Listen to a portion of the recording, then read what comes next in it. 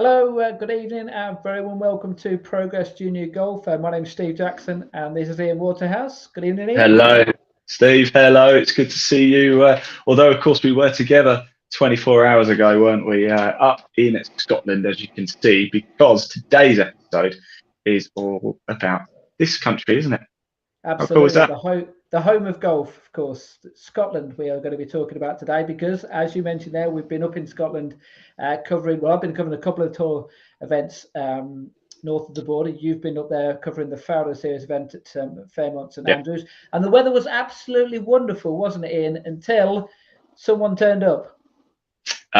Completely my fault, I have to say. 2 wonderful days, Monday and Tuesday, and then I turn up and it looks a bit like this, doesn't it? Yes. That's one picture.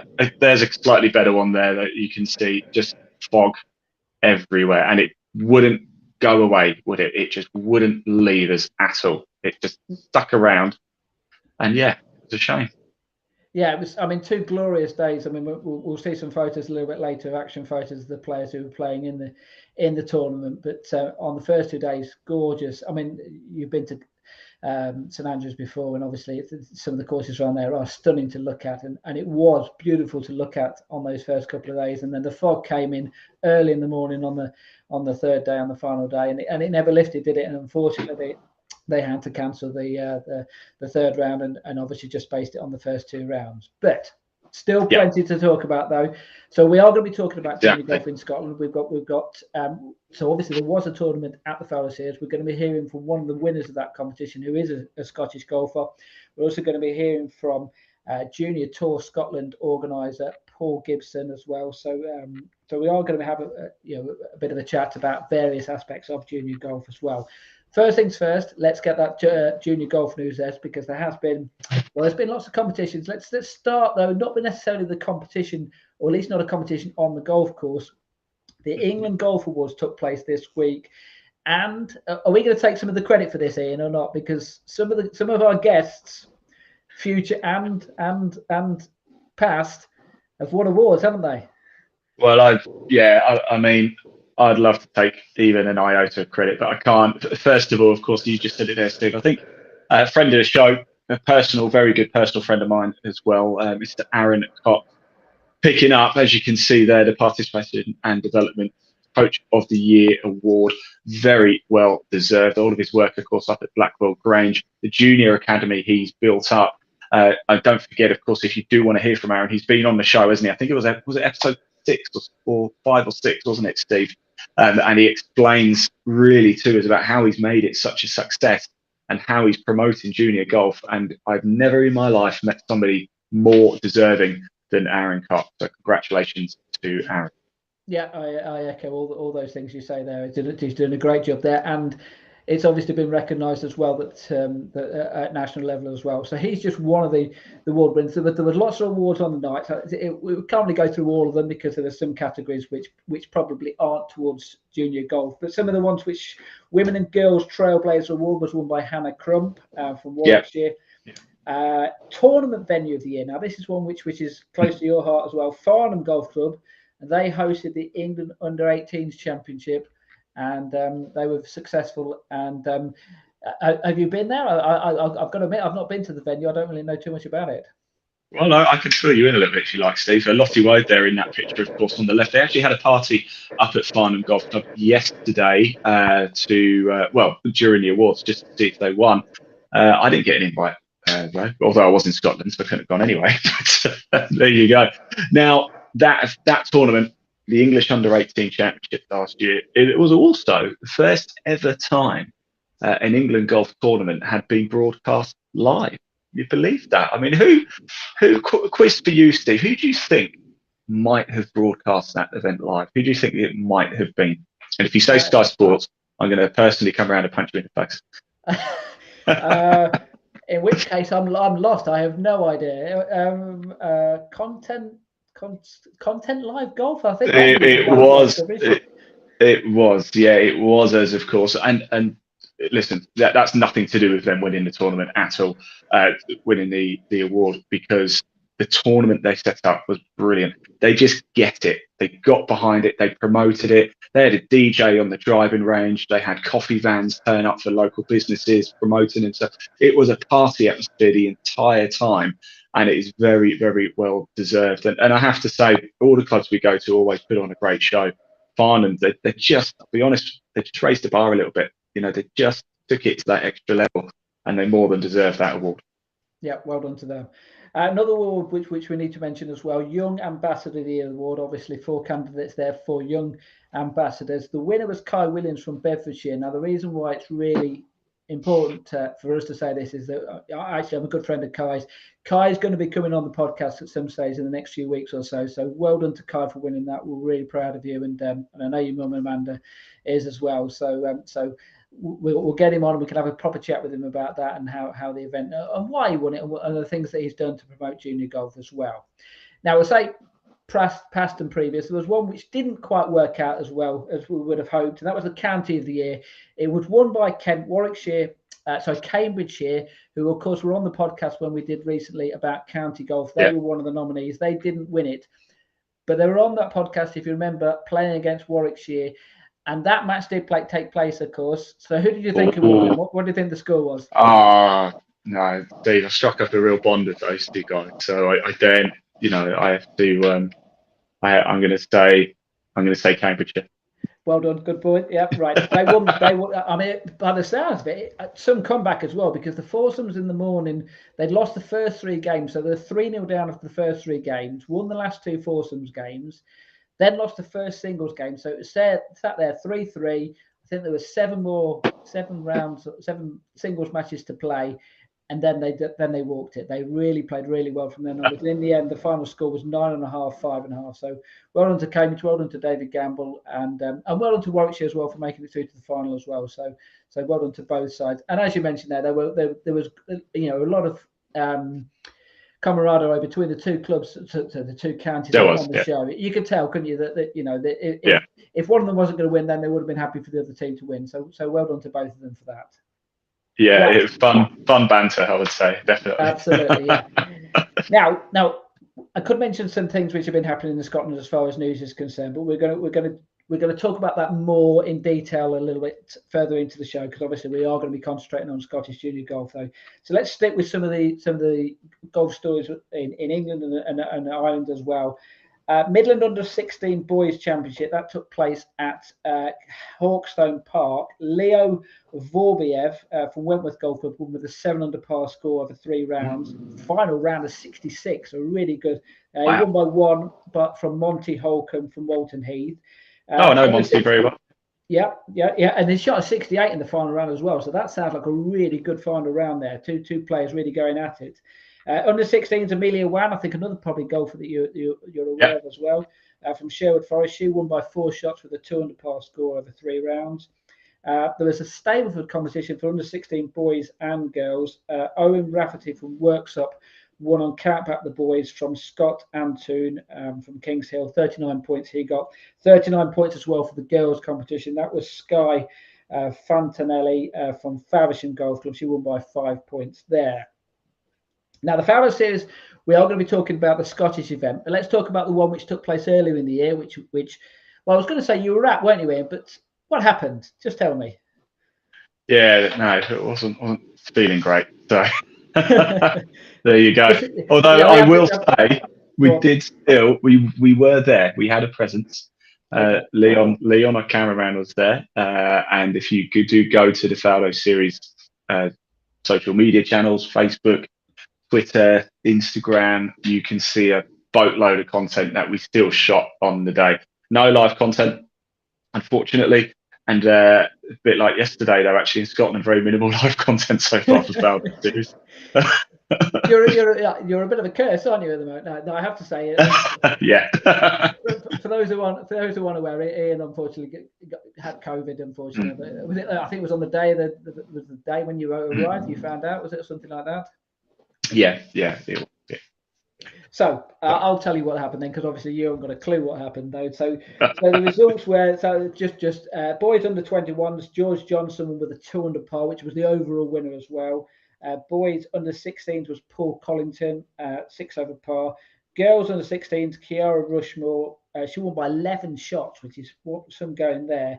And Wow. the girls under 21 category, another friend of the podcast, we're going to take some credit here, aren't we? Good old Bailey Pike, who was on the podcast, the very first one, which wasn't me and you, was the one where we did it on college golf in the US. So she's made it through to the grand final, which hopefully will be held over in the UAE. Now, interesting one about this is that this is something they had to check with Matthew Faldo and the Faldo Series as well, what the situation is, because as we know, she's going over to the States in August, September, and obviously the Faldo Series Grand Final will be taking place in October, November. So this is just something for people who may be watching and maybe going through the same thing, looking to play in some of the events later this year. What would happen if you did win? Well, the situation is that obviously you would need to contact your college and say to them, look, we've qualified for this Grand Final. Here's the invite. Matthew has said he's going to send an invite. An official invite to Bailey, so obviously it can go to the college, and then she will need to speak to them to say, right, can I have the week off or whatever? Which I don't think there'll be a massive problem with that. The big problem is obviously it's the financial cost of obviously then getting from the States right the way over to the UAE. I'm sure they'll sort her out once she's there, but obviously the cost of that. So I know that Bailey is really looking forward to this, but finances might be a bit of an issue there. So I don't know whether you're allowed to do this or not as an amateur golfer, but I know that she would be really keen if there's anyone out there who can help sponsor and things like that, you see. So I don't see why you can't, Steve. So plug it away. Do get behind Bailey Pike. You can get in touch with it. If you don't know how to, get in touch with us here at either Live Golf Now or Junior Golf, Progress Junior Golf, and we can put you in touch if you do want to help out, because I'll tell you what, she's a great golfer. There's a really good interview as well from Brockett Hall with her as well on the Faldo Series social media channels. Do go check it out. And also, not as well, if anyone wants to have a look back at the podcast on college golf, they can find out a little bit more about Bailey and her journey as well. Her granddad, as we spoke about in the podcast, died only a few months ago, you see. So she's been through a bit over the last few months or so. But really pleased for her. So well done, Bailey. I was rooting her from a distance, and so are you probably as well. So. Yeah, and Bailey, funnily enough, played at Farnham last year as well. So it's all linked, isn't it? Everything's linked. Absolutely, yes. Yeah. Well, once again, we're not taking the credit for it though. So, right. I have to say as well, tomorrow Northern Junior Golf Tour, they've got their first event of the year. I'm going to be there at Branket Path Castle. I played the golf course today. It's a stunning golf course with the views in the background with the castle. What'd you go around in, Steve? What'd you go around in? Well, if I said that I lost my first tee shot, that was a good start. Pulled it straight out of bounds for the first tee shot, but bearing in mind that's my first 18 holes of the year, I can be excused that. But there was a couple of pars in there, so as far as my standard goes, that's pretty good. It wasn't 3 figures, was it? Was it 3 figures? It might well have been, but I lost count. Yeah, fair enough. Yeah, but enjoy the game. Enjoy the game. Don't need to score. Absolutely, yeah. Right now, Irish Junior Golf Tour. We did the. They were on the podcast a little while ago when we covered Irish golf. Michael Gallagher was on the show. Yeah. They've had a couple of events in the last few weeks or so. The Spring Tour event, which took place at Dungannon Golf Club. I mean, lots of different age categories for this competition, but I have to mention the under 11s. The gross winner was Parker Bones with a 1 under par 71.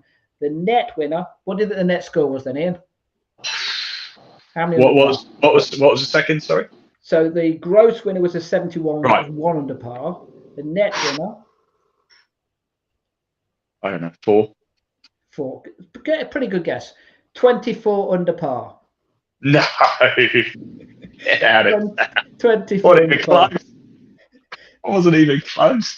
No, well, you got one of the numbers right. You got the 4 right. You're only 20 out there. And net only.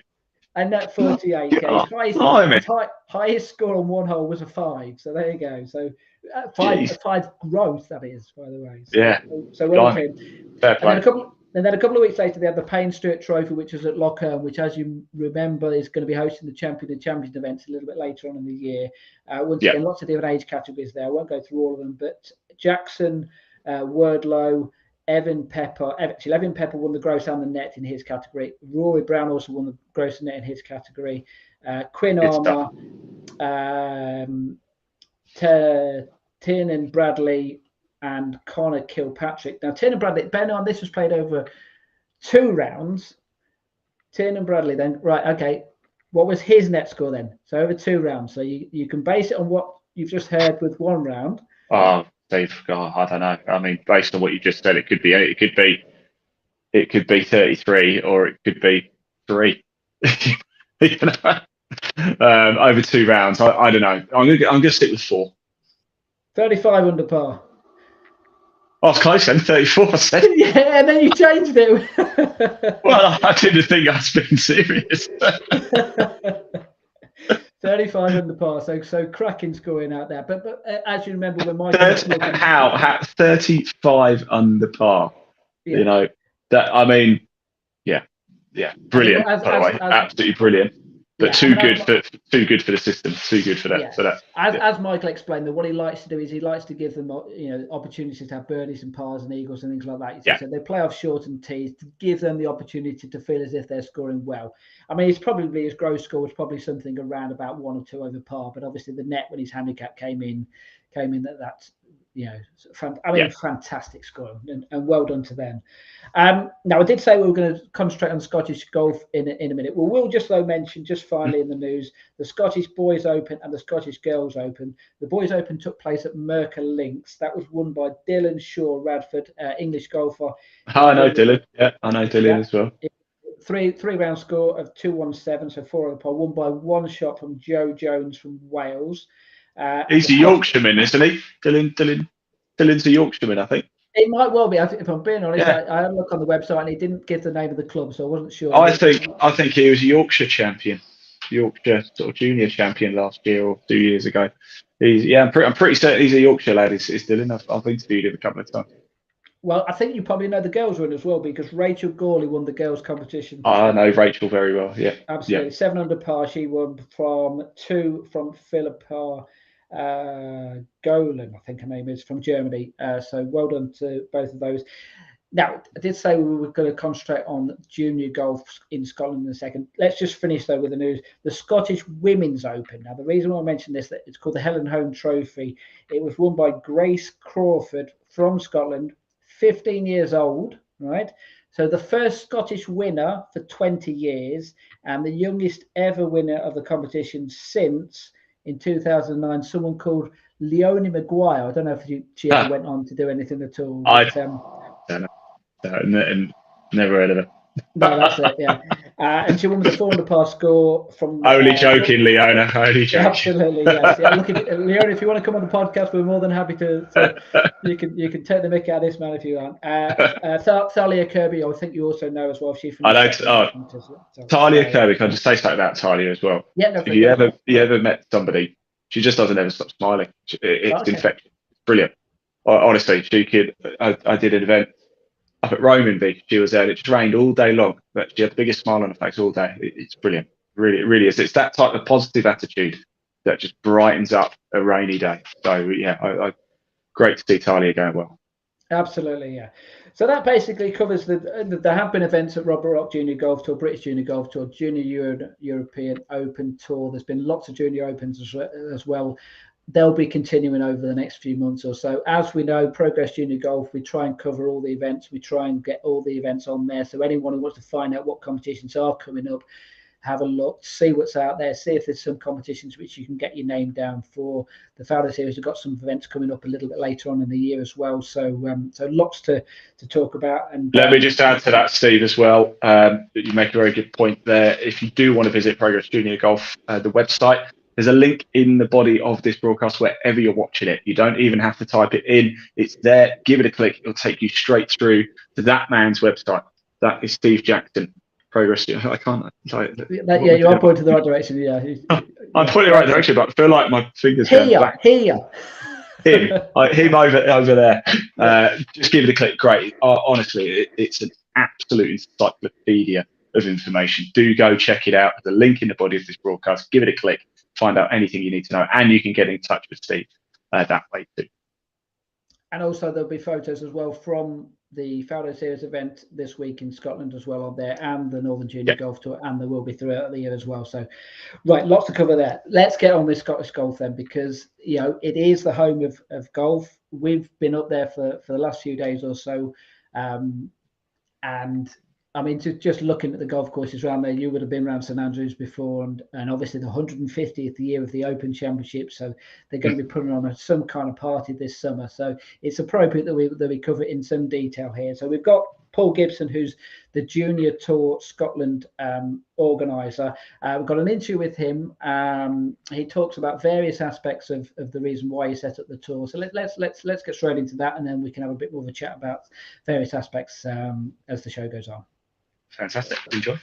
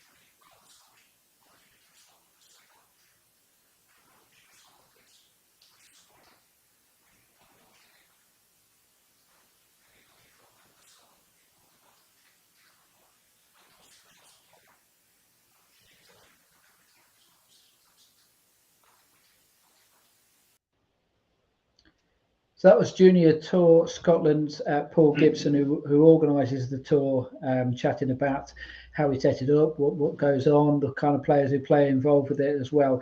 The event that took place, which I was at, was at Kilspindie. Have you ever been to Kilspindie at all, Ian? No, I most certainly have not. Have you been to East Lothian at all, around about the golf courses around there? I've been to Ladybank, Yes, and St Andrews, and that's the extent of my exploits in Scotland. Listen, I live in Berkshire. I don't get to Scotland very often.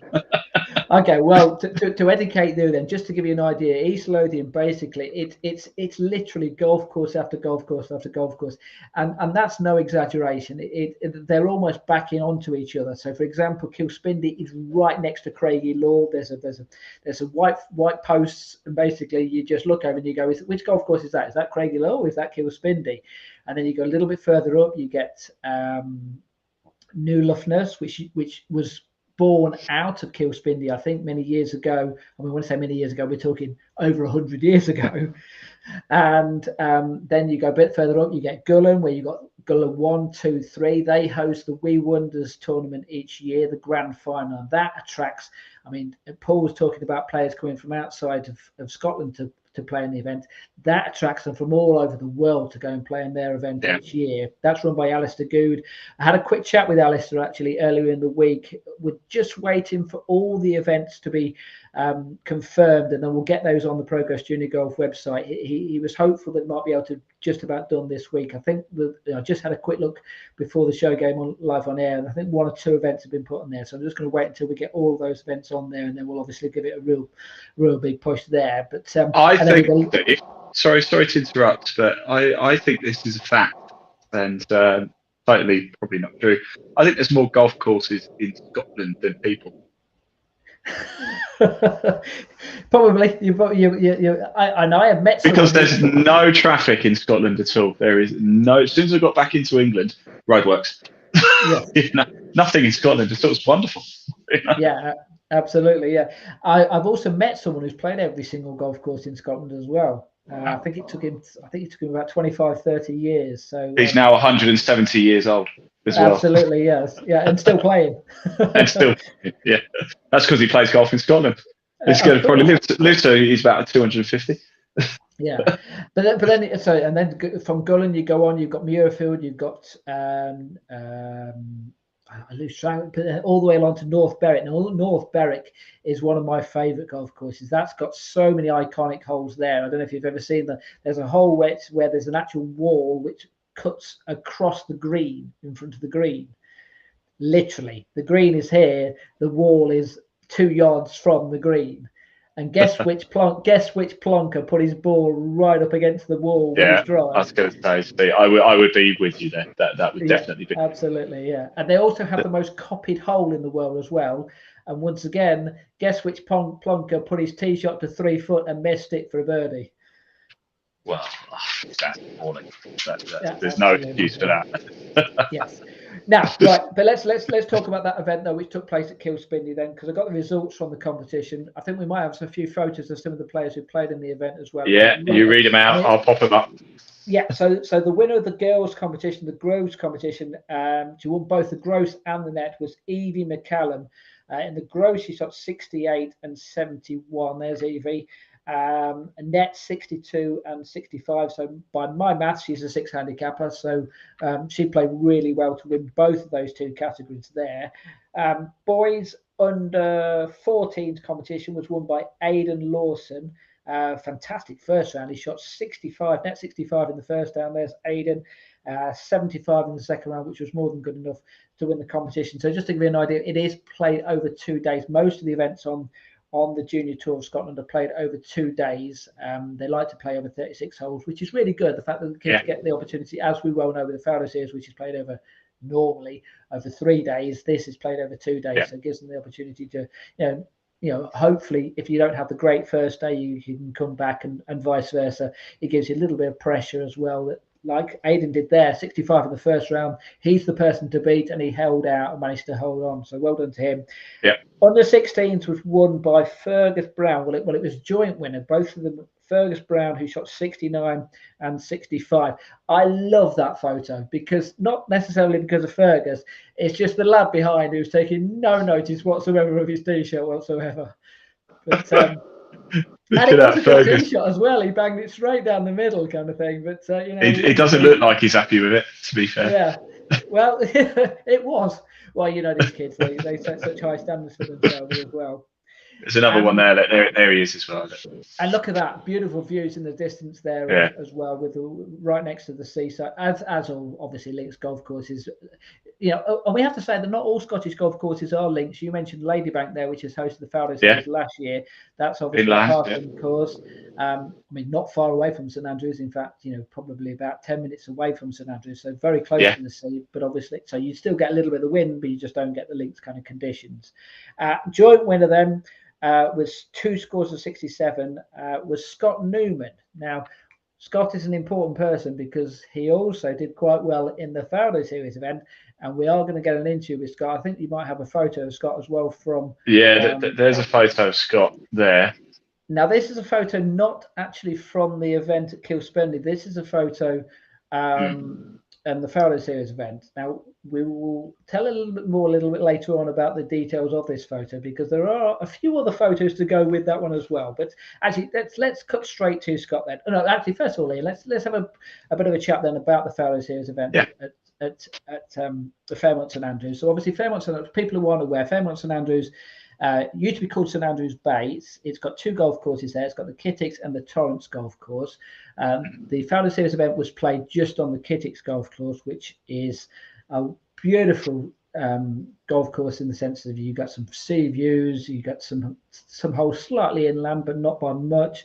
There aren't many trees there. I spent an entire day there yesterday, Steve, and I couldn't even see the sea. Yes. You couldn't even see the hotel. And that was only about 200 yards away. I said to Leon, cameraman, I said, there you go, Leon, you've been to St Andrews now. He's like, have I? But just to give people an idea, though, so the Faldo Series events, they're normally played over 3 days. You normally have 2 days, and then the cut for the final day, the top few go few. Because at the start of the year, it's more difficult to get a cut because obviously the amount of hours that they have. So therefore, it would have been, I think everyone would have gone through to have played 3 rounds. Is that correct? But for this one, yeah, I think so. Yeah, but obviously it didn't quite work out like that because the weather came in and things like that. But let's hear from should we go to the scores of who won the competition first of all then? Should we... Just before we do that as well, Steve, can I just say there was a lot on the line for this tournament as well. For the first time ever, the leading boy, I should say, would win a start on the Challenge Tour, and the winning girl, the overall, forget age category, overall winning girl, won, should say, a start on the European Tour Active Series. So it was a lot more than just World Amateur ranking points up for grabs, and of course the prestige of being a winner and the grand final invite, if that isn't incentive enough, there was also a start on the Challenge Tour and the Active Series. So it was a big event with a lot of pressure and a lot on the line. But yeah, Steve, take away the results. Well, just to give you an idea as well of the age categories, you mentioned it there. There's 2 age categories. So there's an under 21 and there's an under 16 for both the boys and the girls. And there's an overall category for all of them, and it's gross. So you'd think, so most people watching this might think to themselves, oh, well, so the 21-year-old or the 21-year-old is going to win this. Well, that's not necessarily the case, is it? And this was proven because the person who won the overall prize was... Yeah, let me get a picture. There she is. Only player under par. Absolutely, who shot 2 under par scores, so 75 and 71. Now, we're going to have a little bit of a story about Ella as well. But I've met her on many occasions. I know her dad very well. Now, we've got another photo, which is the first photo that I took. I took a photo of her on the first hole here. Now the photo actually looks a really good photo, doesn't it? If you have to say, blow my own trumpet, but it does look quite a nice photo there. She actually topped it. That went about, fortunately, it went on the fairway, and obviously the Scottish fairways are quite hard. So it ran a fair distance, and she managed to just about hit the green with her third shot. It was a par 5. So, but... Now, when that was on the first day, When I got to her the second day, and I was ready to take her photo on the green, and she just looked at me, and her dad came over and said, "You're cursed. You made her top the ball on the first day," like you said. I mean, joking he was, but I was like, "Oh, blimey," I'm stood there, and you think to yourself, "Don't put pressure on these kids," kind of thing. So I took a photo. Let's put the other photo up there with. Now, the reason why she's got a big smile on her face there is because she's just held a 30-foot putt for birdie on a par 3 hole, and as she walks over to the hole, she goes to me, "The curse is lifted. You're okay now." So I'm off the hook at last. But really, you're a relieved man. Yeah, you haven't got the family after you. There's not a contract on your head anymore. That's it. Yeah. Right. So Ella won. So Ella won overall, but she also she won the under 16 category with 200 par. Second place was Kasumi Tran with a 6 over. Nice picture there of Ella. And that, for people who aren't aware, that's Matthew Faldo, who is Nick Faldo's son, who organises the tour. Does a great job. Made some big changes in the last year or so with regard to how they're going to be running the tour this year. So by all accounts, the first 2 events, with the exception of illness and weather for various people, it's gone really well the first 2 events of the year. So well done to Matthew.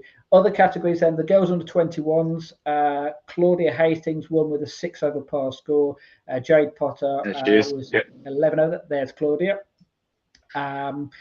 Boys then, under 21s then, we were a bit unlucky, weren't we? I mean, you were getting yourself really geared up for that final day because we had ties for top place in both the under 21s and the under 16 categories. So in theory, we could have, if that had carried on, we would have had the perfect opportunity for you to do a live coverage of a playoff. Didn't quite work out like that. Archie Finney, and I'm going to let you pronounce his surname, but I'm going to have a crack at it. Spencer Datkowicki, I think his name is. Is that correct? Yeah, you're right. That's Archie Finney there. I've got a picture of Spencer. There's Spencer as well. By the way, Spencer, really nice bloke. He gave us. We're going to be releasing some extra content that we collected up in Scotland. Spencer gave us a bit of a chipping lesson as well whilst we're up there. We recorded that, so you'll be able to see that soon.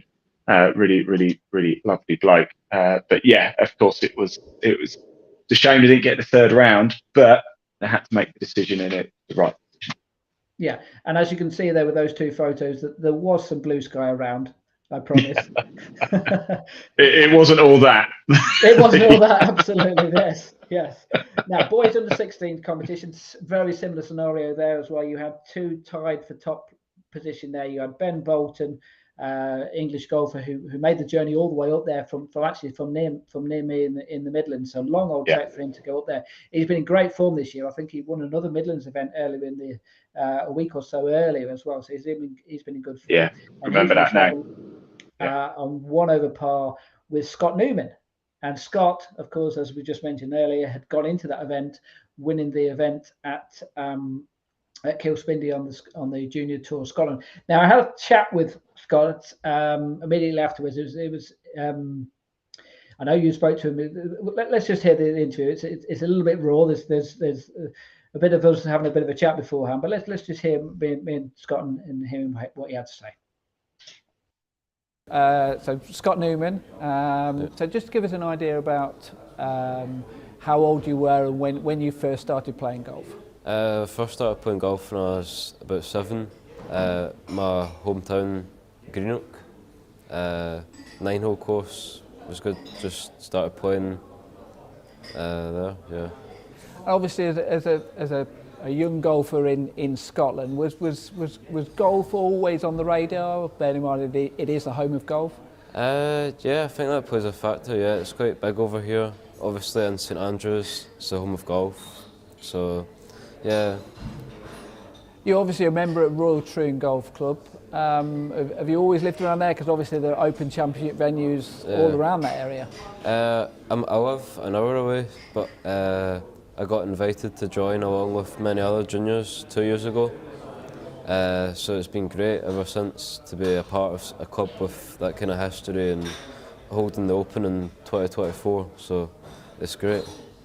And as a junior golfer, then when did you first start playing competitions as such? Well, I started playing junior opens like straight away, but national stuff like Scottish boys under 14s when I was 11, 12, that kind of age. And how did that feel then, as an 11-year-old playing in a national competition? How did you feel at that age?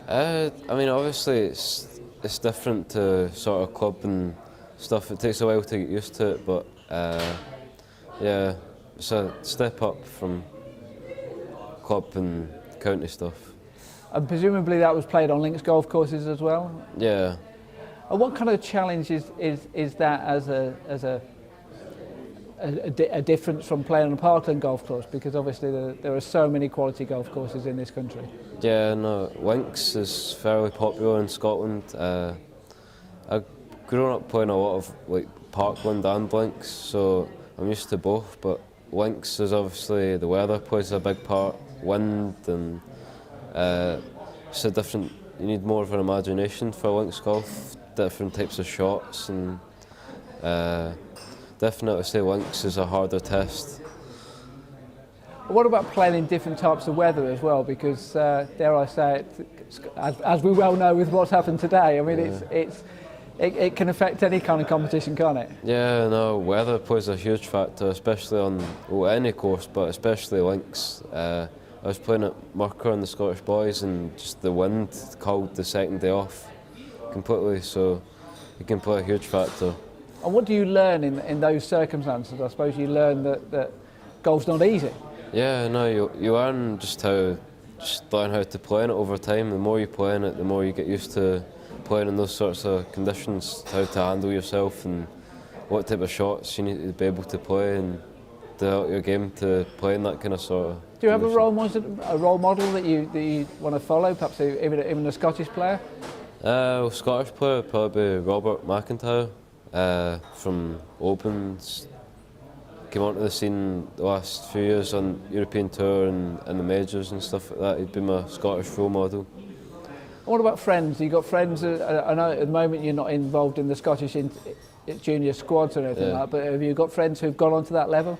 Yeah, well, I'm involved in Stephen Gallacher squad, so it's a group of 24 boys that are a part of that, so that's good. Have you met Stephen? Yeah. What's he like? Because he's set up his own junior academy and runs competitions as well. I mean, how much of a talk about role models? Obviously, someone who's been and played and he's still playing at the highest level. Yeah, no, it's great to look at that type of person. Obviously, Stephen does a lot of work in Scotland for junior golf, like for all types of levels, from grassroots up to national events. So it's great to look at someone like that. We'll finish as well. We're talking about what's happened the last couple of days. You've just been playing in the Faldo Series here at St Andrews at Fairmont. Just describe how it felt when you started the tournament. What were your expectations and how it went? Obviously, going into the tournament, the boys under 16 category was a target to do as well as I can in that. Obviously, I'd played the course, know what to expect, but first day was definitely harder than the second day, but yeah, going into it, I had the goal was to come out on top in the under 16 category, which finished joint first in the end. So how did that feel? Yeah, it felt good. Yesterday, obviously, I had a good round to get back into the tournament, so it felt great. And what about today? What were your thoughts when you turned up today and you saw the weather? Was there mixed feelings in the sense that you knew you were joint first, or how did you feel? I would like to go out and play because obviously I'm playing quite well just now, so go out and try and win outright. But unfortunately, we weren't able to due to the weather. But now your second round, there was a photographer out there taking photos, and he picked the wrong hole, didn't he, to take your photo? Didn't he? Yeah, you couldn't. There was the one hole that he picked, 15th, was my only bad hole of the day. But any other hole would have been a good hole. So is it my fault, the fact that you No. you didn't win this outright? No, not at all. It was a unlucky shot into the green, but anywhere on the green and 2 putts would have been outright won. So. But I suppose that's golf, isn't it? I mean, it was a horrible position in the bunker that you found yourself in initially, wasn't it? Yeah. It was unfortunate, but it was the only bad hole of the day yesterday, so yeah, just golf. All right, look, appreciate your time. Thanks very much. Thank you. All right, thanks a lot. Yeah, we were talking there about the 15th hole. We might have a few additional photos to talk about that there. That was Scott Newman talking about the Faldo Series event at Fairmont St Andrews. So basically, the 15th hole, which is a par 4. This is the one, yeah. So the 15th hole, the par 4, the last 120 yards or so is downhill, and then he pulled it slightly into the bunker, and he had a horrible lie, and he tried to hack it out. Unfortunately, kept it still in the bunker. Then we might have another photo of him trying to hit another bunker shot now. Oh no, I don't think we do. Sorry, Steve. Oh, but we've spared him. We've just got the one bunker shot, but trust me, I might be able to get one up for you. Hang on. Okay, yeah, he's not going to thank me for doing this, by the way, but showing these two bunker shots. But I wanted to try and say, here we go. Look, here we go. Is that? There we are. Yeah, there we go. That was it. So that was this is his second attempt at trying to get out of the bunker, kind of thing. So eventually he did manage to get it out, but you'll see by the next photo about exactly how far he managed to get it out. Oh, do we have another? It's not the one we showed earlier, is it? It's that, yes. That's there we go. Oh, it is that. The bunker out. He got it out about 3 feet out of the bunker and onto the edge of the green. Tripped it on and then managed to. So it was your fault that you didn't win outright. It was my fault, yeah. I mean, if you look at his scorecard, he had 17 holes on that day. He had 4 birdies and he had 1 triple bogey. That was the hole that I took his photos on. So, but the one thing I'd say is, from kids' point of view, is they like having their photos taken. And the more shots you play, the more photos I take of you. So obviously he got more photos taken, didn't he? So, that's exactly why they do it. Yeah. Absolutely, yeah. Now, I have to say as well, we'll talk about his dad as well, because it's not just, it's almost a bit of a Newman family thing here. And you won't be aware of this actually, Ian, but this guy, and I wasn't aware of it actually whilst I was doing the interview, it was only afterwards that I found this out, is that his dad owns a company which is an agency who organises kids to go out to the States. It is something which we do discuss. Thing I didn't know. How about this for a bit of a link? He worked with Bailey Pike and got her out to the States. He also worked with Megan McLaren and got her out to the States. What do you know? Everything is linked. On our podcast, absolutely. Everything is linked. So we said it before. Let's just hear from him. It's Andy Newman. Let's just hear what we have to chat about. Fantastic. All right. So just give us an idea about the podcast, obviously about Scottish golf. So what kind of state is Scottish junior golf in at the moment then? Scottish junior golf's in a really good state, I think. Currently, there's a lot of work going in by the national organisation and other foundations. So we have the Stephen Gallacher Foundation, which my son Scott's a member of, but they've been great. The Gallacher Foundation initially were based in East Lothian. We've now taken kids from all over Scotland to produce a performance squad. So over the winter they had six stations. We were actually based here for 2 of them, Dundonald for 2, Newmarket in Aberdeen, the Paul Laurie Centre, and Castle Park in Edinburgh. So they get kids from all over Scotland to take part in a winter programme, which was held by Spencer Henderson, the national coach here, and Ian Ray, who's a former national coach who works with Richie Ramsey. So there's been a lot of work been put in by 2 or 3 foundations, and the junior tour as well do a great job with Paul Gibson. They run 10 events throughout the year. So there's lots of events for the kids to play in. It's been really good.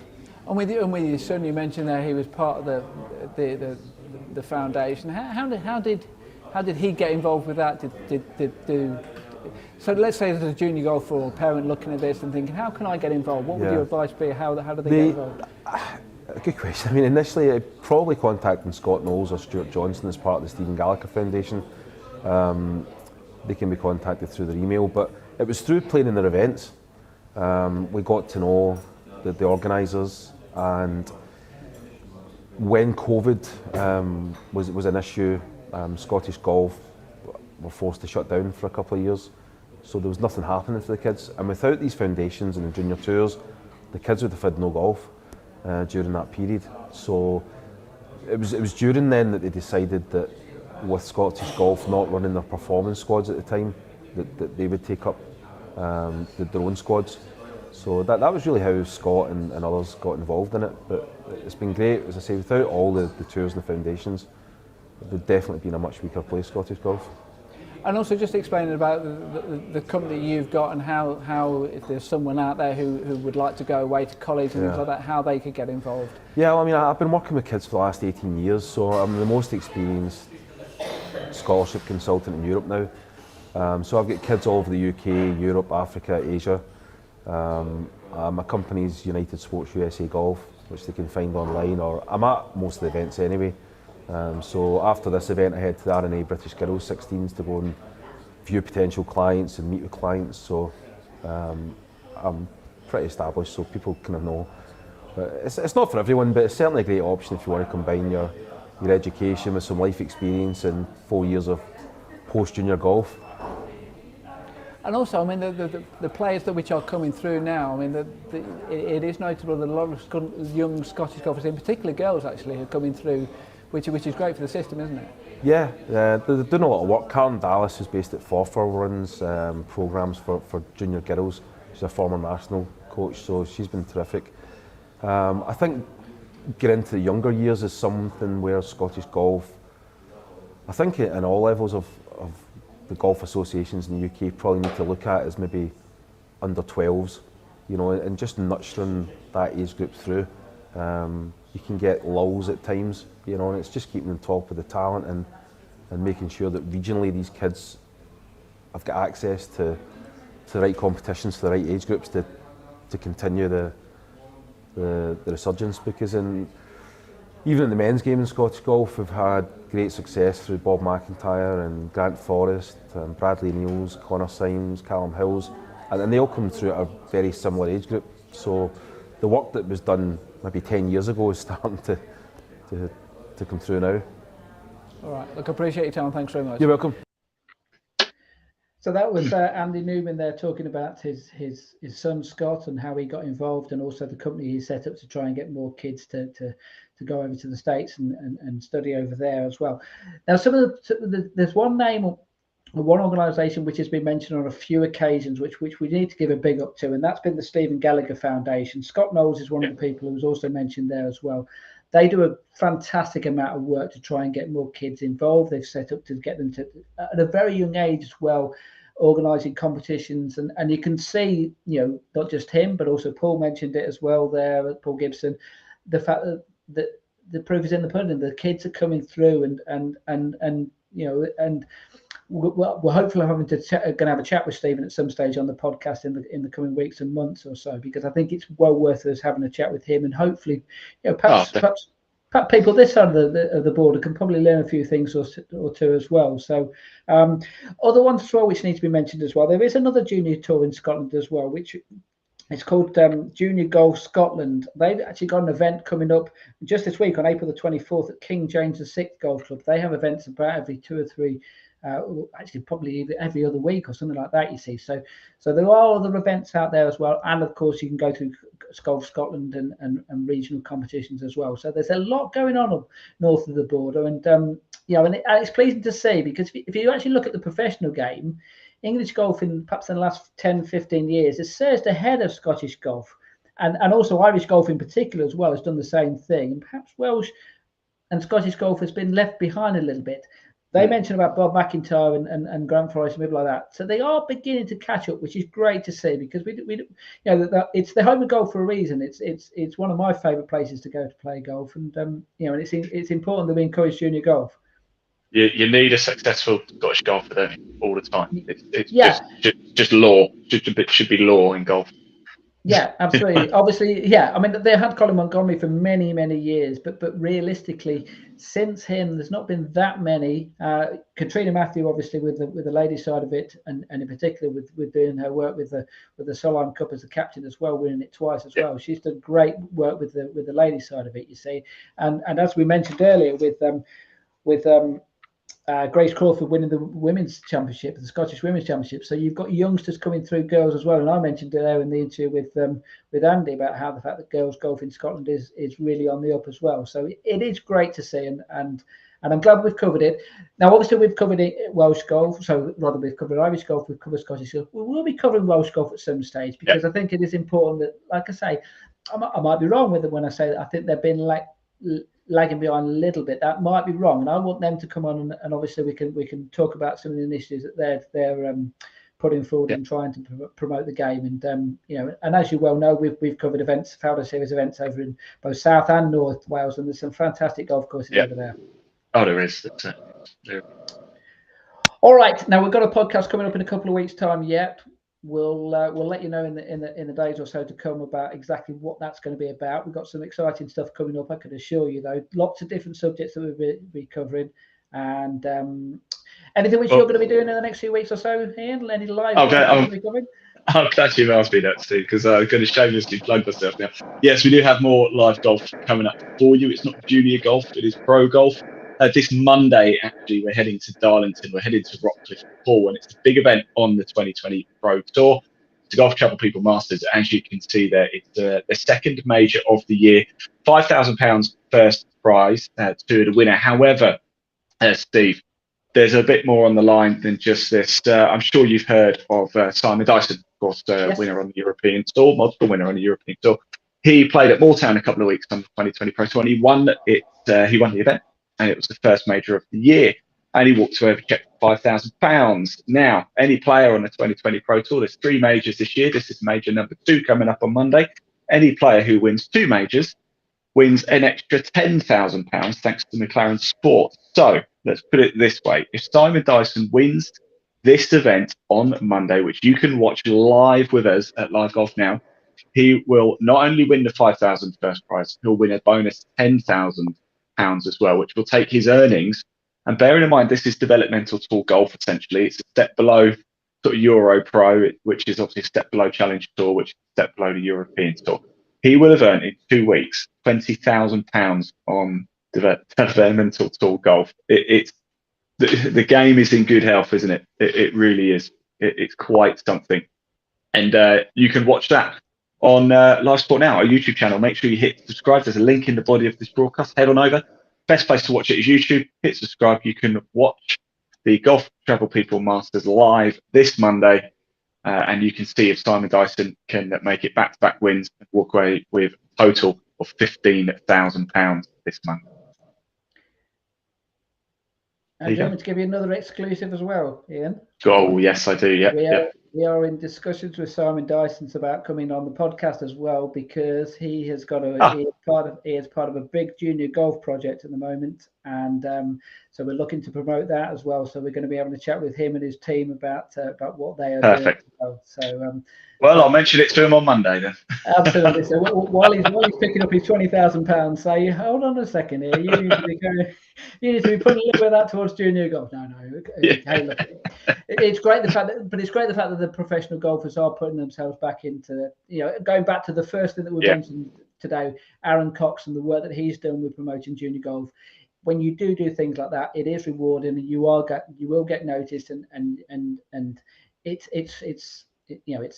it's so rewarding when that kind of thing happens. So keep it up. Absolutely. Right. As I mentioned as well, Northern Junior Golf Tour event tomorrow, so I'll be out there getting some photos as well, and we will have another podcast coming up very, very soon on junior golf. So we shall see you very soon. Good evening. Thank you, Steve. Thank you very much. Have a nice